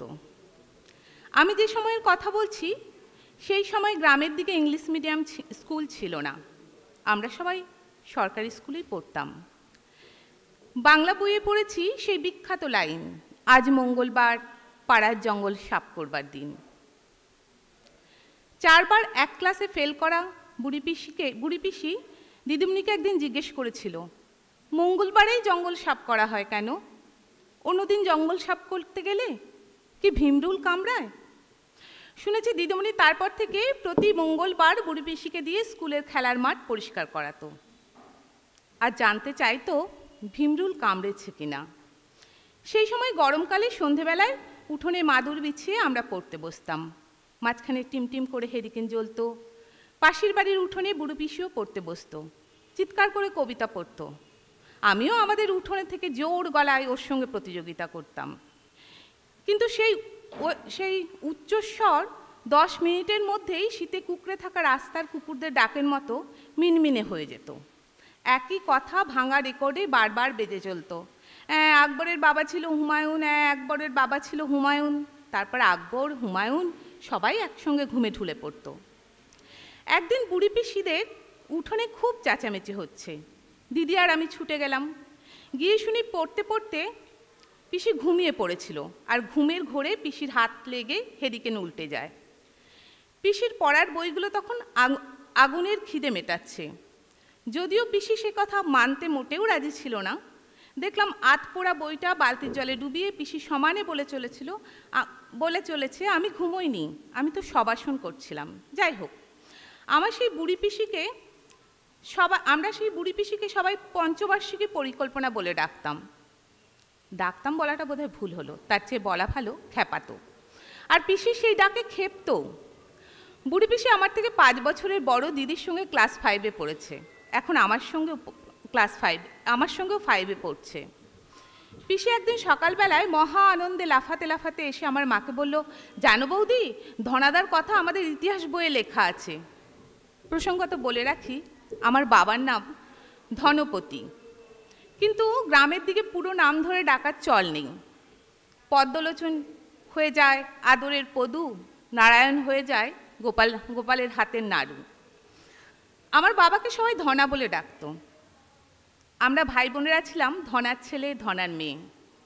শীতের সকাল, বাবা গায়ে মোটা খদ্দরের চাদর জড়িয়ে রোদে বসে চা খাচ্ছিল। বুড়ি পিসির কথা শুনে খানিকটা চা ছলকে পড়ল তার লুঙ্গিতে। শীতের রোদ্দুরে পিঠ দিয়ে পড়তে বসা আমরা দুই বোন পড়া বন্ধ করে বুড়ি পিসির মুখের দিকে তাকিয়ে আছি। ঠাকুমা টুলে বসে মালার আধারিতে হাত ঢুকিয়ে জপ করছিল। জপ থামিয়ে এক মুখ হাসি নিয়ে বলল, কয় কি মাইয়াডা, আমাগো ধনার নাম বইয়ের পাতায়। আনন্দে ঠাকুমার চোখগুলো চকচক করছে। কতদিনের স্বাদ তার একমাত্র ছেলে একদিন বিদ্যাসাগরের মতো বইয়ে তার নাম উঠবে। মা তরকারি কাটছিল। বটিটাকে পাশে রেখে রান্নাঘর থেকে বেরিয়ে এসে বলল, কি পাগলের মতো কথা বলছিস, তোর দাদার কথা বইয়ে লেখা থাকবে কেন? মায়ের কথা শুনে ঠাকুমা রেগে গেল। কেন বৌমা, আমাকে ধনার নাম বইয়ের পাতায় আইতে পারে না? তারপর বাবার কাছে গিয়ে বাবার মাথায় হাত বুলিয়ে বলল, আমি ঠিক ওই জানতাম আমার পোলা একদিন বড় হইয়া কিছু করবই। বিদ্যাসাগরের মতো এত বড় মাথা কি ভগবান এমনি এমনি দেশে? বাবার মুখ চোখ দেখে মনে হচ্ছে বাবা কেমন যেন ঘাবড়ে গেছে, ঠিক বুঝে উঠতে পারছে না কোথায় কি হলো। মা আবার বলল, এই বুড়ি, তোর কোন বইতে তোর দাদার নাম আছে রে? এতক্ষণ বুড়ি পিসি কুতকুতে চোখ দিয়ে ঠাকুমার বাবাকে দেখছিল। এবার তার দশাশয় শরীরটা মায়ের দিকে টার্নে ঘুরিয়ে বলল, আমাদের ইতিহাস বইয়ে ধনাদার নাম লেখা আছে, আমি নিজের চোখে দেখেছি। মা বিরক্ত হয়ে বলল, হ্যাঁ তুই নিজের চোখে দেখেছিস বলেই যত দুশ্চিন্তা। মায়ের দিকে খড় দৃষ্টিতে তাকিয়ে ঠাকুমা বলল, এতে দুশ্চিন্তা করণের তো কিছু নাই বৌমা, এ তো আনন্দকরণের কথা। বাবা যেন এখন একটু ধাতস্থ হয়েছেন, বললেন, বুড়ি তুই এখন কোন ক্লাসে পড়িস রে? বুড়ি একটু জড়সড় হয়ে শুদ্ধ বাংলাতে বলল, পঞ্চম শ্রেণী। বাবার মুখ থেকে অসতর্কভাবে বেরিয়ে এলো, এখনো পঞ্চবার্ষিকী পরিকল্পনা? বাবার কথায় বুড়ি পিসির কালো মুখ লাল হয়ে উঠেছে। অন্য কেউ হলে বুড়ি পিসি তাকে হয়তো 2-4টে খিস্তি দিয়ে দিত, বাবা বলেই সে যাত্রায় বেঁচে গেল। বাবাও নিজের ভুল বুঝতে পেরে তাড়াতাড়ি বললেন, কই নিয়ে আয় তো তোর ইতিহাস বই, দেখি কোথায় আমার নাম আছে। বুড়ি পিসিকে আর বই আনতে যেতে হলো না, আমার কাছেই ছিল পঞ্চম শ্রেণীর ইতিহাস বই। আমি বইটা নিয়ে বাবার হাতে দিলাম। বাবা বইটা বুড়ি পিসির হাতে দিয়ে বললেন, কোথায় আছে আমার নাম দেখা? ঠাকুমা উৎসাহের সঙ্গে বুড়ি পিসির গা ঘেঁষে দাঁড়িয়েছে, বলল, কই আমারে দেখা চাই, দেখা চক্ষু দুখান সার্থক করি। বুড়ি পিসি ইতিহাসের বই থেকে হরপ্পা মহেঞ্জোদারো সভ্যতা বের করে বলল, এই দেখো এইখানে আছে ধনাদার নাম। মা কপাল কুঁচকে বলল, একেবারে হরপ্পা মহেঞ্জোদারো সভ্যতায় তোর দাদার নাম? বাবা চাদরের খুঁটে ভালো করে চশমাটা মুছে নিলেন। বুড়ি পিসি এতক্ষণ বইয়ের লেখাগুলোতে আঙুল দিয়ে বিড়বিড় করে পড়ছিল, এবার চেঁচিয়ে বলল, এই দেখো লেখা আছে, ধনাদের বাড়িগুলো ছিল পাকা পোড়া ইটের তৈরি। মা বলল, ওরে ফেলুরাম, ধনাদের নয়, লেখা আছে ধনীদের বাড়ি ছিল ইটের তৈরি, ভালো করে দেখ, দীর্ঘিকারটা আবছা হয়ে গেছে। মায়ের কথায় আমরা ভাই বোনেরা হো হো করে হেসে উঠলাম, বাবাও মুচকে হাসলেন। বুড়ি পিসি তখন মাথা নিচু করে তাড়াতাড়ি নিজের বাড়িমুখো হয়েছে। শুধু ঠাকুমা গম্ভীর হয়ে বললেন, এতে এত হাসনের কি আছে? কাম নাই কাজ নাই, খালি দাঁত বাইর করা হাসস কেন তোরা? যাই হোক, আমার জীবনে বুড়ি পিসির অবদান কিন্তু অনেকখানি। আমি যখন মানিকতলায় উচ্চ বালিকা বিদ্যালয়ে পঞ্চম শ্রেণীতে ভর্তি হলাম, তখন কেমন যেন পায়ের নিচে মাটি পাচ্ছিলাম না। নতুন স্কুল, নতুন ক্লাস, ভয় ভয় করছিল। সেই সময় বুড়ি পিসিই ছিল আমার একমাত্র ভরসা। একই ক্লাসে একই বেঞ্চে নিজেকে 5 বছর ধরে টিকিয়ে রেখেছিল পিসি। মহাপুরুষরা বলে গেছেন, চেয়ার দখল করা কঠিন, কিন্তু সেই চেয়ারে নিজেকে বছরের পর বছর টিকিয়ে রাখা তার চেয়েও বেশি কঠিন। বুড়ি পিসি কিন্তু তা পেরেছিল। পিসির জন্যই ফার্স্ট বেঞ্চে আমার বসার জায়গা পাকা ছিল। যদিও পিসি নিজে বসতো লাস্ট বেঞ্চে, সেখান থেকে নাকি ক্লাসে সবার দিকে নজর রাখার সুবিধে। টিফিনের সময় পিসির আলাদাই এক রূপ ছিল। উপরের বেঞ্চে পায়ের উপর পা তুলে বসতো। আমরা সব নিচের বেঞ্চে পিসিকে ঘিরে বসতাম। বুড়ি পিসি কোনোদিন বাড়ি থেকে টিফিন আনতো না। আমরা যারা টিফিন নিয়ে যেতাম তারা দেবতাকে অর্পণ করার মতো পিসির সামনে টিফিন বক্সের ঢাকনা খুলে ধরতাম। যার টিফিন বক্স থেকে পিসির টিফিন নিত সে যেন ধন্য ধন্য হয়ে যেত। খাওয়ার মুখে দিয়ে বুড়ি পিসি যদি একবার বাহ বলতো তাহলে তার কথাই নেই। টিফিন খেতে খেতে চলতো পিসির গল্পের ফোয়ারা। আমরা রামভক্ত হনুমানের মতো তার চারদিকে বসে সেই সব গল্প শুনতাম। একদিন পিসি তার ঠাকুমার কথা বলতে শুরু করলো। তিনি নাকি রাজস্থানের কোন এক রানীর বোন ছিলেন। এত সুন্দরী ছিলেন যে রাস্তা দিয়ে যখন হাঁটতেন তার গায়ে বসার জন্য প্রজাপতিরা ভিড় জমাতো। বুড়ি পিসির দাদুর অগাধ সম্পত্তি ছিল। তিনি সেই প্রজাপতি তাড়ানোর জন্য 2জন দাসী রেখেছিলেন। তারা সবসময় তালপাতার পাখা নিয়ে ঠাকুমার পাশে পাশে থাকত। পিসির গল্প বলার ভঙ্গিটা ছিল অসাধারণ। আমাদের চোখের সামনে ফুটে উঠছে শাড়ির আঁচল উড়িয়ে মডেলদের মতো হেঁটে যাচ্ছে এক সুন্দরী, তার চারিদিকে উঠছে হাজার হাজার রং বেরঙের প্রজাপতি। আমি ছিলাম বুড়ি পিসির একনিষ্ঠ ভক্ত। সব সময় পিসির মন বুঝে চলার চেষ্টা করতাম, তবুও মাঝে মাঝে ভুল হয়ে যেত। পিসি যখন ক্লাসরুমের সিলিংয়ের দিকে তাকিয়ে তাকিয়ে তার ঠাকুমার গায়ে বসা প্রজাপতিকে পাখার বাতাস দিয়ে ওড়াচ্ছিল, তখন ফস করে বলে বসলাম, শীতকালে কি করে প্রজাপতিগুলোকে ওড়াতো? পাখার হাওয়ায় ঠাকুমার ঠান্ডা লাগতো না? পিসি গল্প থামিয়ে জ্বলন্ত চোখে একবার আমার দিকে তাকালো, তারপর ততোধিক আগুন ঝরানো কণ্ঠে বলল, যত সব মর্কটের দল। শীতকালে প্রজাপতি দেখেছিস কখনো তুই? ওই সময় ওরা গুটির ভেতরে থাকে। আরও যারা গল্প শুনছিল তারা গল্প শোনার ব্যাঘাত হয়েছে বলে আমায় এই মারে কি সেই মারে। যাই হোক, পিসি তখন ত্রাতার ভূমিকা নিয়ে আমায় রক্ষা করলো। শাস্তিস্বরূপ আমাকে পিসির কাছ থেকে দূরে গিয়ে বসতে হলো। পিসি আবার বলতে শুরু করেছে তার ঠাকুমার কথা। সেই ঠাকুমা হাসলে নাকি ঝর্ণার মতো জল ঝরার শব্দ হতো, গায়ের রং ছিল সোনার মতো, কখনো ঘেমে গেলে সেই ঘাম কাচিয়ে রেখে দিত দাসীরা, ওই দিয়ে গয়না বানিয়ে কত দাসী তাদের মেয়ের বিয়ে দিয়েছিল তার ইয়ত্তা নেই। আমি যখন ক্লাস 3তে পড়ি তখন বুড়ি পিসির ঠাকুমা মারা যায়। বুড়ি পিসির ঠাকুমাকে আমি বড়মা বলে ডাকতাম। যতদূর মনে পড়ছে বড়মার গায়ের রং কালো ছিল, কিন্তু সে কথা অসাবধানে মুখ থেকে যেন বেরিয়ে না যায়, সেজন্য মুখে হাত দিয়ে চেপে বসে আছি। পাশ থেকে একজন জিজ্ঞেস করলো, তোমার ঠাকুমার ছবি নেই? আমরা দেখতে যাব। বুড়ি পিসি গর্বের সঙ্গে বলল, আছে তো, ওই তো তনুকে জিজ্ঞেস কর, ও দেখেছে আমার ঠাকুমার ছবি। সবাই এবার ঘাড় ঘুরিয়ে আমার দিকে তাকিয়ে আছে। আমার বুড়ি পিসিদের ঘরের দেওয়ালে টাঙানো সাদা কালো ছবিটার কথা মনে পড়ে গেল। সবাই জানতে চাইলো, কেমন গায়ের রং ছিল রে ঠাকুমার? বুড়ি পিসি ইশারায় আমাকে জল খাওয়া দেখাচ্ছে। আমি ভাবছি, তাহলে কি পিসি আমাকে কুয়োতলায় জল খেতে যেতে বলছে?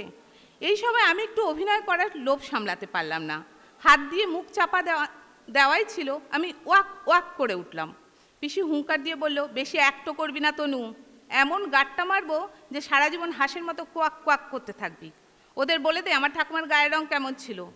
কাঁদো কাঁদো স্বরে বললাম, কাগজের মতো সাদা। পিসির মুখ দেখে মনে হলো আমার উত্তর শুনে খুশি হয়েছে। আমার ধরে প্রাণ এলো। পরে অবশ্য বাড়ি ফেরার সময় পিসি বলেছিল, তোর ঘটে একদম বুদ্ধি নেই, ইশারায় আমি তোকে দুধের মতো সাদা বলতে বলেছিলাম। যাই হোক, তোর উত্তরও খারাপ হয়নি, 5 মার্ক পেয়ে গেছিস। 2, এবছর থেকে আমাদের স্কুলে নতুন নিয়ম চালু করা হয়েছে। 3 বছরের বেশি কেউ এক ক্লাসে পড়তে পারবে না। স্কুলের এই সিদ্ধান্তে বুড়ি পিসির খুব রাগ হলো।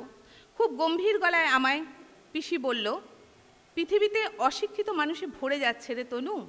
শিক্ষামন্ত্রী থেকে স্কুলের হেডমাস্টার সবাই এখন কোরাপ্টেড, তা না হলে এমন একটা খারাপ ডিসিশন নেয়। পিসির মুখ থেকে এমন ভারী ভারী শব্দ শুনে পিসির উপর ভক্তিভাবটা বেড়ে গেল। পাড়ার সবাই বলাবলি করছে পিসির মতো এমন কয়েকটি রত্নের জন্যই নাকি স্কুল কর্তৃপক্ষ এমন সিদ্ধান্ত নিয়েছে। সত্যি বলতে কি, আমার নিজেরও স্কুলের হেডমাস্টারের ওপর খুব রাগ হচ্ছে। পিসির জন্য আমার কি কম খাতির ছিল স্কুলে? বুড়ি পিসিকে স্কুল থেকে টিসি দিয়ে দেওয়ায় কিছুদিন খুব মনমরা হয়ে গেলাম। পিসিকে ছেড়ে স্কুল যেতে ইচ্ছে করতো না। ক্লাসের মেয়েরাও তখন আমায় আর পাত্তা দিত না। স্কুল থেকে ফিরেই এক ছুটে পিসির কাছে চলে যেতাম। পিসি আমার কাছে স্কুলের সব খবর নিত আর বলতো যারা আমার সঙ্গে খারাপ ব্যবহার করেছে তাদের নাম লিখে রাখতে, একদিন স্কুলে গিয়ে সব বেটাকে শায়েস্তা করে আসবে। পিসিকে স্কুল থেকে টিসি দেওয়ায় আমার যতটা মন খারাপ হয়েছিল পিসির কিন্তু ততটা হয়নি। বেশ মনের আনন্দেই সে বাড়িতে থাকতো। পিসিদের বাড়িতে হাঁস, মুরগি, গরুর সঙ্গে একটা রাম ছাগল ছিল। সকালবেলায় জলখাবার খেয়েই পিসি সেই ছাগলটাকে চড়াতে নিয়ে যেত পুকুর পাড়ে। ছুটির দিনে আমিও মাঝে মাঝে যেতাম পিসির সঙ্গে। আমাকে দেখে বড় বড় শিং নিয়ে গুঁতোতে আসতো ছাগলটা। পিসিকে কিন্তু কখনো গুঁতোতো না। পিসির সব কথা শুনতো। পিসি ওর পিঠে চড়ে ঝাঁসির রানীর মতো ঘুরে বেড়াতো। ছাগলটা যখন মাঠে চড়তো, আমি আর পিসি গাছতলায় বসে গল্প করতাম। পিসি একদিন বলল, যেমন করেই হোক বিখ্যাত হতে হবে, বুঝলি তনু? তার জন্য দারুণ একটা প্ল্যান এসেছে মাথায়। কি প্ল্যান পিসি? শুধু তোকেই বলছি, কাউকে বলবি না কিন্তু। বললেই গাঁটটা দিয়ে তোকে লাট্টু বানিয়ে দেবো, সারা জীবন এক জায়গায় ঘুরতে থাকবি। মা কালীর দিব্যি বলছি, কাউকে বলবো না। বিখ্যাত হতে গেলে স্কুলে যাওয়ার দরকার নেই, হয় না বুঝলি? এই যে আমাদের রবীন্দ্রনাথ ঠাকুর, শুনেছি কোনোদিন স্কুলে যায়নি, তাও কত বিখ্যাত বল, কত জ্ঞানী মানুষ ছিলেন বলে কপালে হাত ঠাকালো। আর ওই যে রে লোকটা এভারেস্টে উঠেছিল, কি যেন নাম? আমি চটপট করে বললাম, তেনজিং নরগে। হ্যাঁ হ্যাঁ, সেও তো খুব বেশি দিন স্কুলে গেছে বলে মনে হয় না। তুমি কি করে জানলে? সামান্য বুদ্ধি থাকলে তুইও জানতে পারতিস। সারাদিন পাহাড়ে পাহাড়ে ঘুরে বেড়ালে স্কুলে যাবে কখন? তোমার প্ল্যানটা কি? আমি উৎসাহের সঙ্গে জিজ্ঞেস করলাম। পিসি চারিদিকে সতর্ক একবার চোখ বুলিয়ে ফিসফিস করে বলল, দেখ, সাইকেলে চড়ে, গাড়িতে চড়ে, এমনকি নৌকোতে চড়েও লোকে দেশ ভ্রমণে বের হয়, কিন্তু ছাগলের পিঠে চড়ে কেউ এখনো দেশ ভ্রমণ করেনি। ব্যাপারটা একদম নতুন হবে, কি বলিস? তখন দেখবি খবরের কাগজে আমার নাম বের হবে, রাস্তার মোড়ে আমার মূর্তি থাকবে। আমি পিসির কথার কি উত্তর দেব বুঝতে পারছি না। সত্যি দুর্দান্ত একটা ব্যাপার হবে। চোখের সামনে ভেসে উঠছে পাড়ার মোড়ে ঘোড়ার পিঠে চড়া নেতাজির দিল্লি চলো মূর্তির পাশে ছাগলের পিঠে চড়া পিসির মূর্তি। 4 মাঝে বেশ কয়েকদিন পিসির দেখা হয়নি। শুনলাম বুড়ি পিসি তার পিসির বাড়ি বেড়াতে গেছে। বুড়ি পিসিকে না পেয়ে তার আদরের ছাগলটার সঙ্গে রোজ দেখা করতে আসতাম। এখন আর সে আমায় দেখলে গুঁতোতে আসে না, বরং ঘাট তুলে দেয় চুলকে দেওয়ার জন্য। প্রায় 2 মাস পর বুড়ি পিসি ফিরে এলো। স্কুল থেকে ফিরেই যেই শুনেছি পিসি ফিরেছে, অমনি ছুটলাম দেখা করতে। কিন্তু পিসিকে দেখেই থমকালাম। সেই মোটা সোটা দশাশই চেহারা আর নেই। রুক্ষ সূক্ষ্ম ভাবটাও উধাও, বেশ একটা নায়িকা ভাব। আমাকে দেখেই তাড়াতাড়ি এগিয়ে এলো, কিন্তু কথা বলতে পারলো না। ঘরের ভেতর থেকে কে যেন ডাক দিল। বুড়ি পিসি হাতের ইশারায় আমাকে পরে আসতে বলল। মন খারাপ করে বাড়ি ফিরতেই ঠাকুমা বলল, দেখা হইল বুড়ির লগে? বুড়ি তো বিয়া ঠিক হয়েছে, কয় নাই তরে, পরের সপ্তাহে তো বিয়া। ঠাকুমার কথা শোনার পর থেকে বুড়ি পিসির সঙ্গে একবার দেখা করার জন্য ছটফট করতে লাগলাম। যেমন করেই হোক বিয়েটা বন্ধ করতেই হবে, তা না হলে পিসির ছাগলের পিঠে চড়ে দেশ ভ্রমণের স্বপ্ন ব্যর্থ হয়ে যাবে। কিন্তু কিছুতেই পিসিকে একা পাচ্ছি না। স্কুল থেকে ফিরে যখনই ওদের বাড়ি যাচ্ছি তখনই শুনছি হয় বাজারে গেছে, নয় আইবুড়ো ভাত খেতে গেছে। বিয়ের আগের দিন সন্ধেবেলায় বুড়ি পিসির দাদার মেয়ে চুপি চুপি এসে খবর দিল পিসি ওদের গোয়াল ঘরে গিয়ে আমাকে দেখা করতে বলেছে। বুঝতে দেরি হলো না যে আজ রাতেই পিসি রাম ছাগলের পিঠে চড়ে দেশ ভ্রমণে বের হবে। আমিও সকলের দৃষ্টি এড়িয়ে বুড়ি পিসিদের গোয়াল ঘরে গিয়ে দাঁড়ালাম। মশাগুলো যেন বহুদিন উপসী ছিল, আমাকে পেয়ে তাদের নাচন বেড়ে গেল। পায়ে হাতে তো ছিলই, এবার নাকে মুখে ঢোকার চেষ্টা করতে থাকলো। মশার কামড়ে যখন আমার প্রাণ ওষ্ঠাগত, তখন দেখলাম হেরিকেন হাতে বুড়ি পিসি গোয়াল ঘরে এলো। তার এক হাতে হেরিকেন, অন্য হাত মুঠো করা। আমার কাছে এসে হেরিকেনটা নামিয়ে বলল, তাড়াতাড়ি হাত পাত। আমি 1 হাত পাততেই বলল, গাধা কোথাকার, 2 হাত পাত। আমি 2 হাত পাততেই আমার হাতের উপর নিজের মুঠি করা হাতটা দিয়ে বলল, আজ থেকে আমার রাম ছাগলের পিঠে চড়ে দেশ ভ্রমণের স্বপ্ন তোকে দিলাম, তুই এটা পূরণ করিস, অবশ্যই করিস কিন্তু, বলে মাথায় একটা চাটি মারল। আমি কি করব বুঝতে পারছি না। গোয়ালের খুঁটিতে বাঁধা রাম ছাগলটা বোধহয় কিছু বুঝতে পারলো, ম্যাঁ করে ডেকে উঠল। নমস্কার। ধন্যবাদ কাকলি দেবনাথকে। কাকলি দেবনাথের এই মজার ছোটদের গল্প নিয়ে আলোচনা করবেন অরিন্দম গোস্বামী। আমরা এতক্ষণ ধরে খুব উপভোগ করলাম কাকলির গল্প। আমরা এক যে ছিল রাজা, এক যে ছিল দেশ, এক যে ছিল বাঘ শুনেছি, এবার এক যে ছিল পিসি, সেটা উপভোগ করলাম। গল্পটা একটু দীর্ঘ, কিন্তু আমাদের একদম মনে হয়নি সে দীর্ঘতা। এত এটা প্রাঞ্জল এবং এত টেনে নিয়ে গেছে আমাদের একের পর এক এপিসোড। আজ মঙ্গলবার, জঙ্গল সাফ করার দিন, এখান থেকে শুরু হয়েছে গল্প। এবং কেন দুটো একসঙ্গে রাখা হয়েছে, আমার একটা মনে আছে যে মনে হয় যে এটা একসঙ্গে রাখা হয়েছে এই যে পরের ক্লাসে পড়ানো হবে যে এত বঙ্গদেশ তবু রঙ্গে ভরা, এইটা শেখানোর জন্য ওই মঙ্গলবার আর জঙ্গল সাফ করার দিন একসঙ্গে রাখা হয়েছে, আমার মনে হয় এটা। আর হচ্ছে যে এই যে পরপর এপিসোড চলছে এখানে বেশ কয়েকটা এপিসোড এখানে আছে, সেখানে তার পঞ্চবার্ষিকী পরিকল্পনা এবং তারপরে ওই যে ওর বাবার নাম আমার দাদার নাম কিনা হরপ্পা মহেঞ্জোদড়োয় আছে, এগুলো আপনাদের মনের মধ্যে গেঁথে গেছে আমার মনে হয়, এগুলো বাড়ি পর্যন্ত যাবে সঙ্গে। পিসির ঠাকুমা সে কতটা ফর্সা, এসব আমরা শুনেছি। এবং শেষকালে কাকলি আমাদের বলেছেন যে যেভাবেই হোক আমাদের কিন্তু বিখ্যাত হতে হবে, বিখ্যাত না হয়ে আর কোনো দাম নেই আমাদের আর কি, এটা আমরা নিজেরাও মনে করি হয়তো কেউ।